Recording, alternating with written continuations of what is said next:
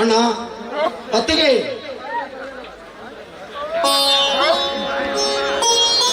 ಅಣ್ಣ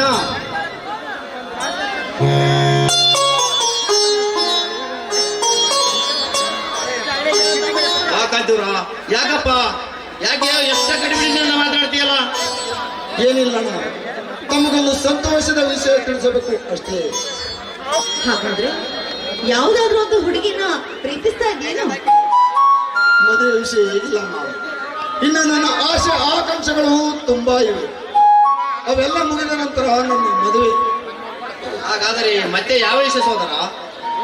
ಏನಿಲ್ಲ ಅಣ್ಣ, ಮೊನ್ನೆ ನಡೆದ ಪಕ್ಷದ ಸಭೆಯಲ್ಲಿ ಶಾಸಕರನ್ನು ನಮಗೆ ಚರ್ಚಿಸಿ ಒಂದು ನಿರ್ಧಾರಕ್ಕೆ ಬಂದಿದ್ದಾರೆ ಅಣ್ಣ. ಯಾವುದು ರಾಜಕೀಯ ವಿಷಯವೇನಪ್ಪ? ಇದು ರಾಜಕೀಯ ವಿಷಯವಲ್ಲ ಅಣ್ಣ. ಮಕ್ಕಳ ಭವಿಷ್ಯ ಬರಲು ನೀನೊಂದು ವಿದ್ಯಾಚೇತನ ಶಿಕ್ಷಣ ಪ್ರಾರಂಭಿಸಿ ಅಂದಿದ್ದಾರೆ. ಅದಕ್ಕೆ ಅದು ಎಂತ ನಿರ್ಧಾರ ಓ ತಮ್ಮ? ಬೇಡಪ್ಪ ಬೇಡ.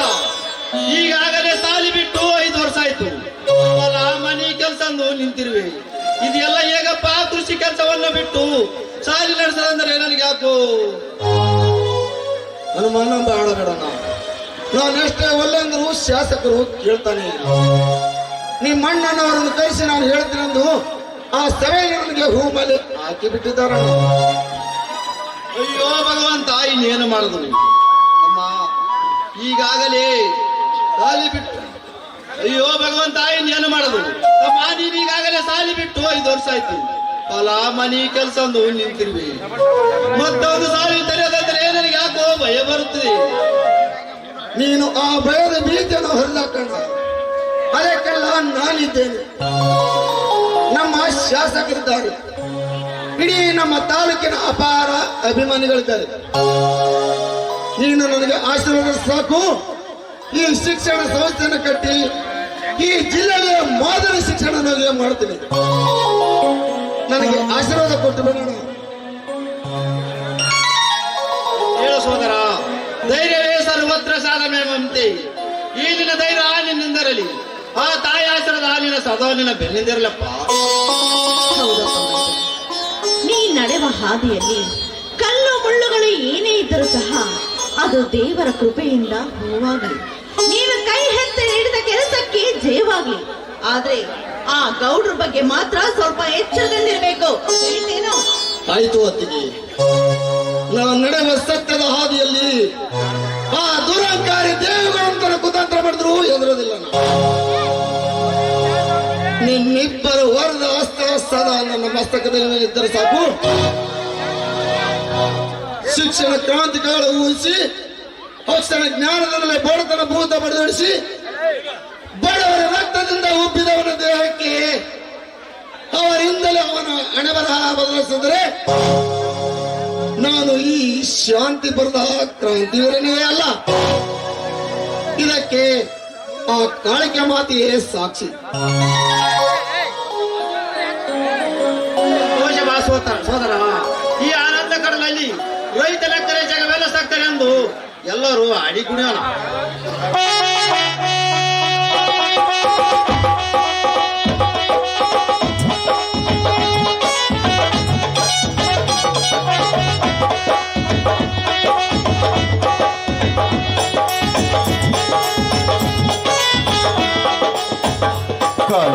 ಮತ್ತೊಂದು ನಮಗಾಗಿ ಬಂತು ನಮ್ಮ ಜೀವನೆಂದು.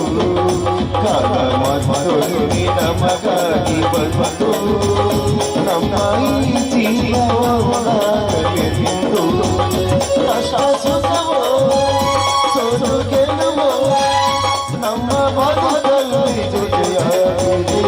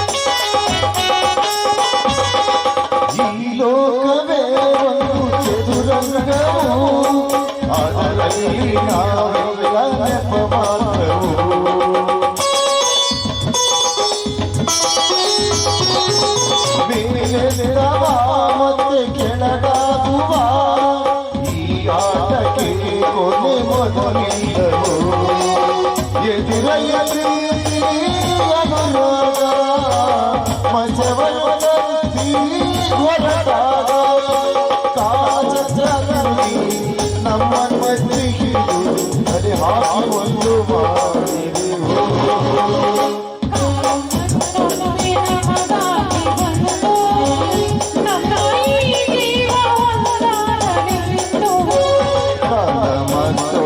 ನಮಗಾಗಿ ಬಂದು ನಮ್ಮ ಈ ಜೀವವನ್ನ ಕರೆಯುವುದು.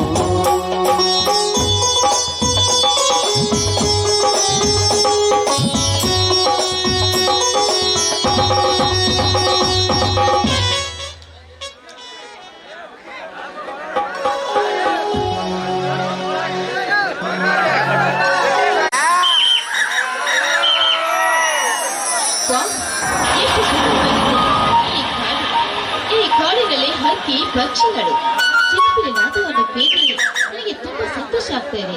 ವಾವ್, ಜೋಡಿಯಾಗಿ ಕೆತ್ತಿ ನಿಲ್ಲಿಸಿದ ಆ ಜೋಡಿ ಶಿಲೆಗಳು, ಆ ಕೆತ್ತಿ ನಿಲ್ಲಿಸಿದ ಶಿಲೆಗಳ ಆ ಕಲೆಗಾರನ ಕಲೆ ನೋಡ್ತಾ ಇದ್ರೆ ನನಗೂ ತುಂಬಾ ಸಂತೋಷ ಆಗ್ತಾ ಇದೆ.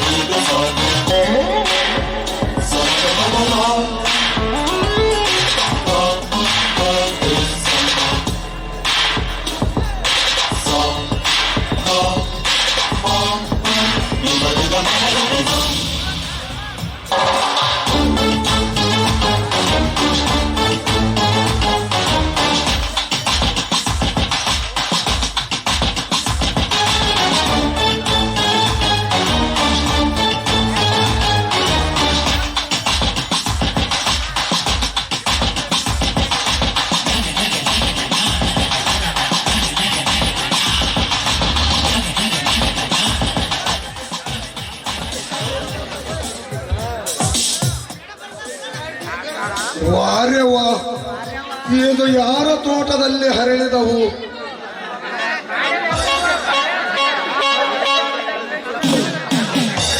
ಇವಳ ನವಿಲಿನಂತೆ ನರ್ತಿಸುವಾಗ ಇವಳ ಕಾಲಗೆಜ್ಜೆ ಸಪ್ಪಳಕ್ಕೆ ಮೊಪ್ಪಾದ ಮುದುಕುರುಸುದ ತಲೆಯಾಕುವಂತೆ ಇದೆ. ಇವಳ ನೃತ್ಯ ಬಂದೆ, ಛೆ! ಇವಳ ಹೆಣ್ಣಂತ ಸೃಷ್ಟಿಸಿ ಈ ದರಿಗೆ ಒಗದ ಆ ಕಲಬ್ರಹ್ಮ ಎಂತ ಚತುರ. ಬಳ್ಳಿಯಂತೆ ಬಳಕುವ ಇವಳ ಸೊಂಟದೊಂದಿಗೆ ಇವಳ ಆಡಿದ ಶ್ರೀಕಂಠದಲ್ಲಿ ಕೇಳಿ ಇವಳಂತೆಗೆ ಬೆರೆತುಕೊಳ್ಳಬೇಕೆಂಬ ಆಸೆ ನನಗಾಯ್ತು.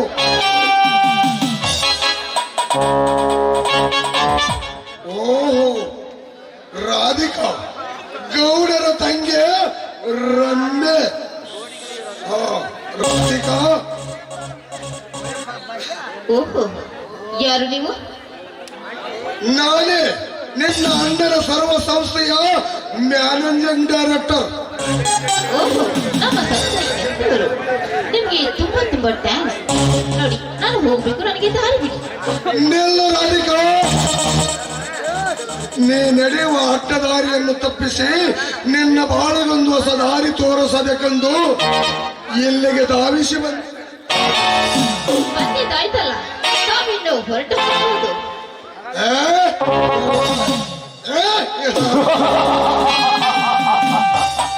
ಹಾಗೆ ಬಂದು ಹೊರಟು ಹೋಗಲು ಬಂದಿಲ್ಲ ರಾಧಿಕಾ.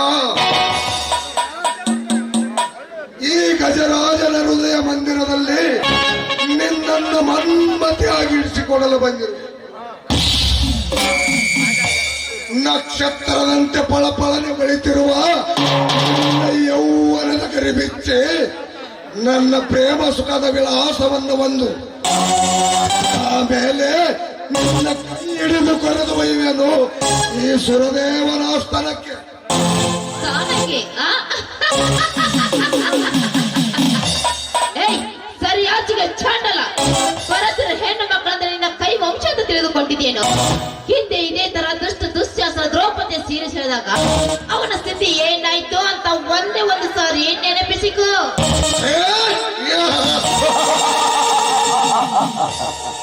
ಅದರಂತೆ ಸಮಯ ಪ್ರಜ್ಞೆಹೀನರಲ್ಲ ಈ ಗಜರಾಜ. ಹಸಿದಾಗೆ ಅನ್ನ ಕೈಗೆ ಸಿಕ್ಕಾಗ ಬೋಗಸಿ ವೃತ್ತಿ ಪಡೆಯದೆ ಚತುರ ವೀರನ ಕೆಲಸ. ಮುಂಬರುವ ದಿನದಲ್ಲಿ ಬಾಳಿ ಬೆಳಕಿನಲ್ಲಿ ಕಂಗೊಳಿಸ ಆಸೆ ನಿನಗಿದ್ದರೆ ನನ್ನ ಮಾತು ಕೇಳಿ ನನ್ನನ್ನು ಅಪ್ಪಿಕೋ. ಇಲ್ಲವಾದರೆ ಸೌಕಾರನ ತಂಗಿಯಂದು ನೀ ಸಕ್ಕಿಲಕ್ಕೆ ಕರೆದವಾದರೆ ಸದಾ ನಿನ್ನ ಜೀವನದಲ್ಲಿ ಕಷ್ಟ ಎಂಬುದು ಕಟ್ಟಿಟ್ಟ ಬುತ್ತಿ ತಿಳಿದುಕೋ. ಹುಚ್ಚ, ಪ್ರೇಮಿಗೆ ಕಷ್ಟವೇ ಕಾರಣ ಎಂದು ತಿಳಿದುಕೊಂಡದು ಅದು ನಿನ್ನಂತವ್ರಿಗೆ ಏನು ಗೊತ್ತು? ಒಂದು ಹೆಣ್ಣಿಗೆ ಇಷ್ಟೊಂದು ಹೀಯಾಸಿ ಮಾತಾಡ್ತಾ ಇದೆಯಲ್ಲ, ಈ ಸಮಾಜದಲ್ಲಿ ನೀನೊಬ್ಬ ಲುಚ್ಚ ಗಂಡಸು.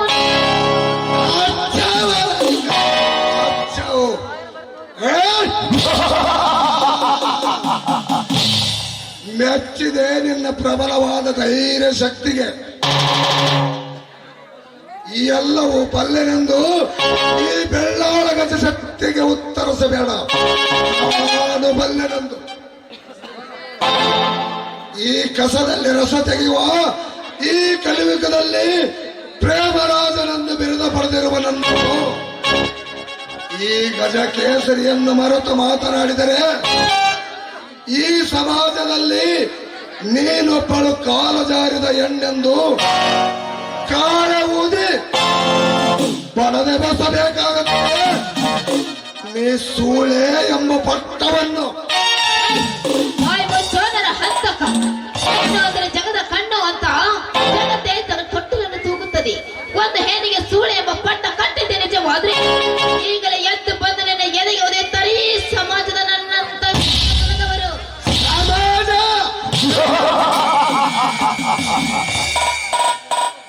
ಇದು ಒಂದು ಪತಿವರ್ತಿ ಶ್ರೀಯಾಳ ಸಮಾಜ. ರಾಧಿಕಾ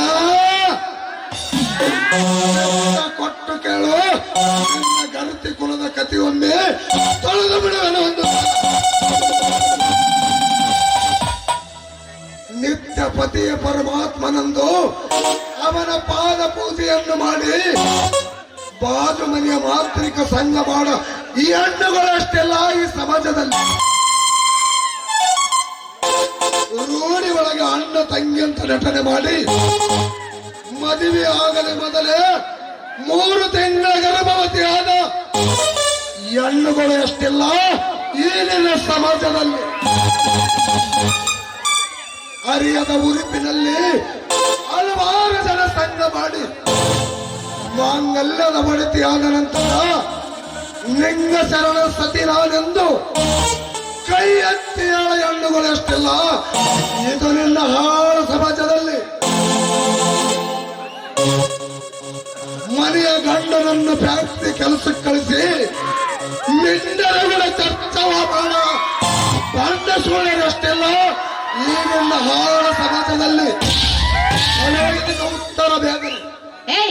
ಗರತಿಯ ಕುಲಕ್ಕೆ ಇಷ್ಟೊಂದು ಹೀಯಾಸಿ ಮಾತನಾಡ್ತಾ ಇದೆಯಲ್ಲ, ನಿಜವಾಗ್ಲೂ ನೀನು ಗರತಿಯ ಮಗ ಅಲ್ಲ, ಜಾರನಿಯ ಮಗನೇ ಇರ್ಬೋದು.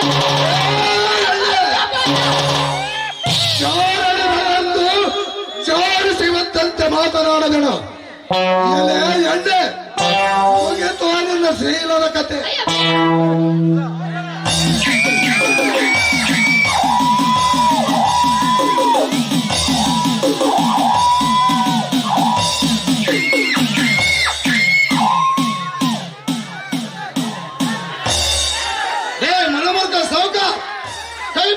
ಸಾಧುವೆ ಕೈಯನ್ನು ನನ್ನ ಪ್ರಬಲವಾದ ಕಾಮ ಪ್ರಯೋಗದಲ್ಲಿ ಅಡ್ಡದಾರಿಗೆ ಬಂದ ನೀನು ಅವನದೇ. ಪರ ಸ್ತ್ರೀಯನ್ನು ಕಾಡಿದ ಕಾಮಕರ ಕಣ್ಣು ಕೀಳದವಸಿ ಬಂದ ಕ್ರಾಂತಿವೀರ. ಕ್ರಾಂತಿವೀರ ಸದಾ ನಮ್ಮಲ್ಲಿ ಇರಿಸ ಉಡಿಸಲು ಬಂದ ಮಾಚಾರ. ಬಾಯ್ ಮುಚ್ಚು ಹರಾಮ್ಕೋರ್. ನಿಮ್ಮಂತರ ಭ್ರಾಂತಿ ಬಿಡಿಸಲು ಸದಾ ಸಿದ್ಧನಾಗಿ ನಿಂತವನು ಮಹಾವೀರ.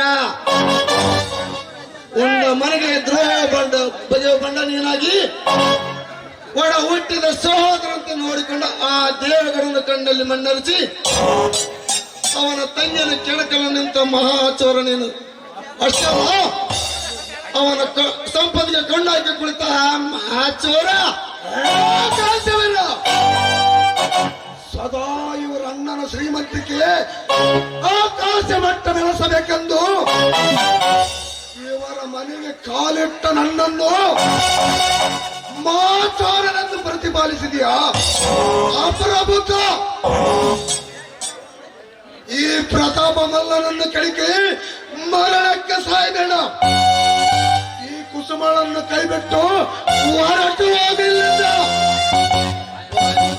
ಹೇಳಿ ಒಂಟಿ ಹೆಣ್ಣನ್ನು ನಿನ್ನಂತರಿಗೆ ಶಿಕ್ಷೆಯಾಗಿ ಹೋಗ್ಲಿಕ್ಕೆ ನಾನೇನು ಬಳತಟ್ಟ ರಣೇಡಿ ಅಲ್ಲ. ನನ್ನ ಪ್ರಾಣ ತೆಗೆಯುವುದು ಹೇಳುವ ನಿನ್ನಂತರನ್ನು ಇಂಚು ಇಂಚು ಕತ್ತರಿಸಾಕುವ ರಣಧೀರ ನಾನು. ಈ ಗಂಡು ಒಂದು ಸಲ ಇದೆ ಮುಟ್ಟಿ ತೊಡೆ ತಟ್ಟಿ ನಿಂತರೆ ಇಡೀ ನನ್ನ ಸೌಂಡಿಗೆ ಬೆಟ್ಟೆಯ ಪುಡಿಯಾಗಿ ಅಲ್ಲಿಂದ ಹೊಡೆದು ಬರಬೇಕು. ಒಂದು ತುಂಡಿಗೆ ನೀನು ಗಂಡದ ಪುಡಿ ಪುಡಿ ಆಗತ್ತೆ. ಬಾರ್ಯ ಗಂಡಸಾಗಿ ಮುಂದಿಗೆ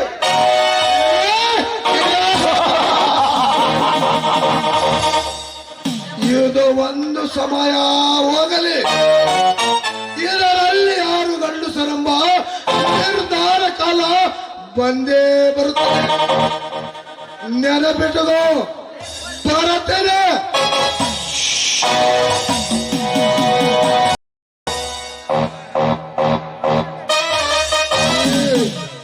ಈಗ ಹೋಗುತ್ತೇನೆ, ಮತ್ತೆ ಬರುತ್ತೇನೆ. ಇದೇ ನಿಮ್ಮ ಮಾರಿಯಪ್ಪ.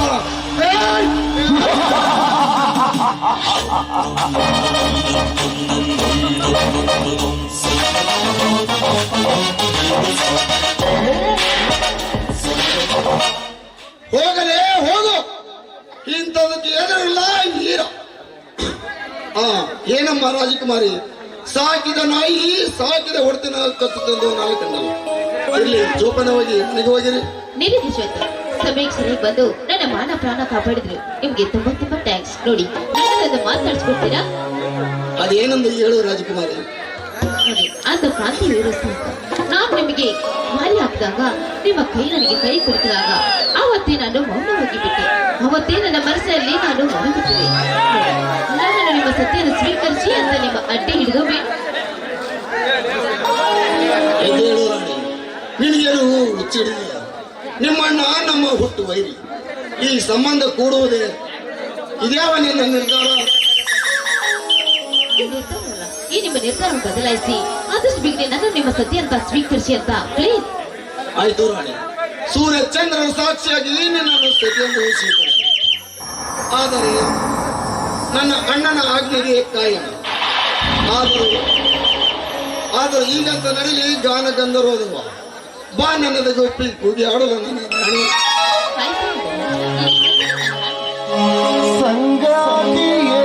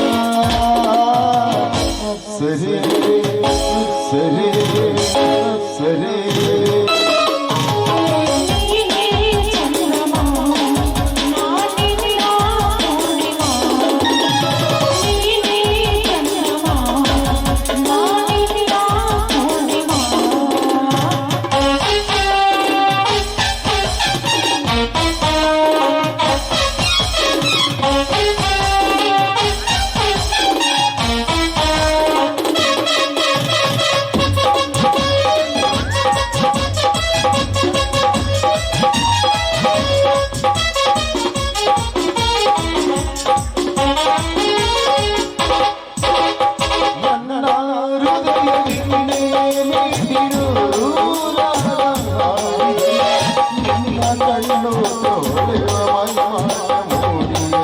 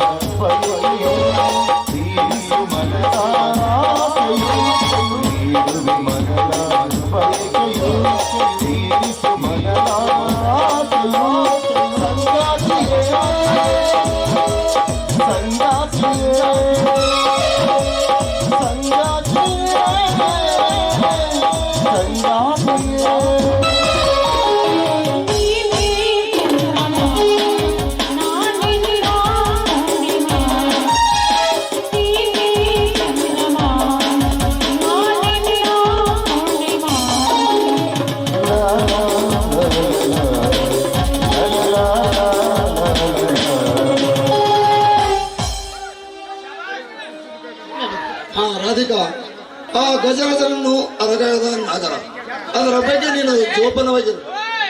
ಆಯ್ತು, ನಾನು ಬಂದು ತುಂಬಾ ಹೊತ್ತಾಯ್ತು. ನಾನು ಹೋಗಲು? ನಡೆ ಹೋಗೋಣ.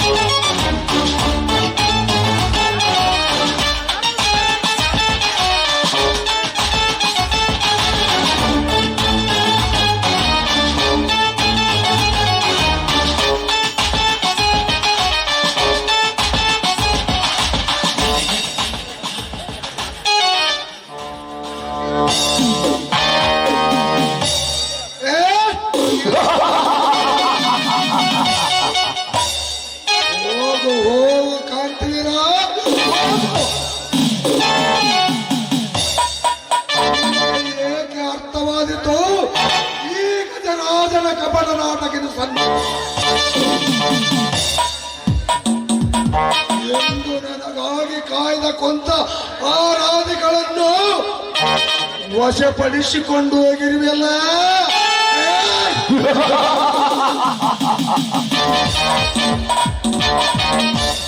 ಅದೇ ಸೇಡಿಯಾಗಿ ಇಂದು ನಿನ್ನ ಒಂದು ಪೋಟದಿಂದ ನಿನ್ನ ಇತಿಹಾಸ ಬದಲಿಸಿ ನಿಮ್ಮ ಅಗಲಿಕೆ ಆರೋಹಣದಲ್ಲಿ ಮತ್ತೆ ನಾನು ಅವನ ಕೈ ಹಿಡಿದು ನಕ್ಕನಲಿಯದಿದ್ದರೆ ಎಲಿಫೆಂಟ್ ಕಿಂಗ್ ಅಂದರೆ ಗಜ ಗಜ ಗಜ ಆದರೆ ಅಲ್ಲ.